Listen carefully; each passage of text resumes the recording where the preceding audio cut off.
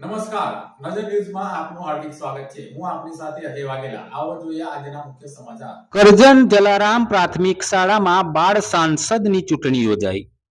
બાળકોમાં ભારતના લોકશાહી પર્વ એટલે કે ચૂંટણી પ્રક્રિયા માટેની સમજ આવેના ઉદ્દેશ્ય સાથે આજરોજ કરજણ નગરમાં આવેલા પીએમ શ્રી જલારામ પ્રાથમિક શાળામાં બાળ સાંસદની ચૂંટણી યોજવામાં આવી હતી, જેમાં પોલિંગ સ્ટાફથી લઈ પ્રિસાઇડિંગ ઓફિસર, પોલીસ બંદોબસ્ત અને પ્રચાર સુધીની ચૂંટણી પ્રક્રિયા યોજવામાં આવી હતી। સાથે સાથે જ બેલેટ પેપરના માધ્યમથી સંપૂર્ણ ચૂંટણી પ્રક્રિયા યોજવામાં આવી હતી, જેથી વિદ્યાર્થીઓમાં ચૂંટણી પ્રક્રિયાની સમજ કેળવાય। મતદાન બાદ મતગણતરીની પણ તાલીમ બાળકોને આપવામાં આવી હતી। આજરોજ યોજાયેલી ચૂંટણીમાં ધોરણ 4 થી 8ના વિદ્યાર્થીઓએ ભાગ લઈ ભારત દેશની ચૂંટણી પ્રક્રિયાથી અવગત થયા હતા।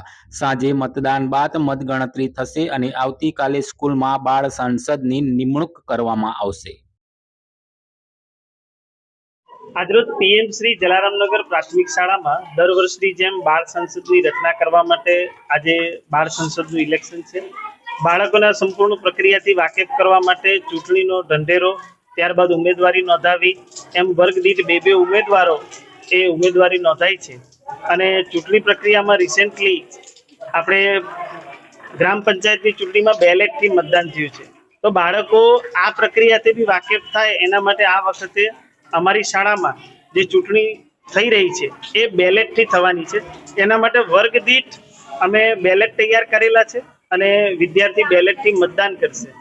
આ ઉપરાંત દર વર્ષે ચૂંટણી પ્રક્રિયાના રૂમની અંદર જે પ્રક્રિયાઓ થાય છે એનાથી બાળકને વાકેફ કરીએ છીએ, પણ આ ઉપરાંત આખો પોલિંગ સ્ટાફ જે રિસીવિંગ ડિસ્પેચિંગ ઉપરથી પોતાનો સામાન કયો લે છે અને વર્ગમાં જે તે શાળા પર પહોંચી મતદાન મથક પર અને ત્યાં કેવી તૈયારી કરે છે, આ ઉપરાંત પોલીસ સ્ટાફ બંદોબસ્ત કેવી રીતે ફળવાય છે અને ત્યાં એમની શું ફરજો હોય છે, આ ઉપરાંત returning officer, zonal, assistant zonal અને એમની કઈ ફરજો હોય છે એ તમામ બાબતોથી વાકેફ કરવા માટે પણ આ હોદ્દા પણ આ વખતે ક્રિએટ કરવામાં આવ્યા છે અને બાળકોને એના આઈ કાર્ડ ઇસ્યુ થયા છે અને તમામ આ પ્રક્રિયાથી બાળકોને આપણે વાકેફ કર્યા છે। અને આજ રોજ આ ચૂંટણી પ્રક્રિયા પૂર્ણ થઈ હતી।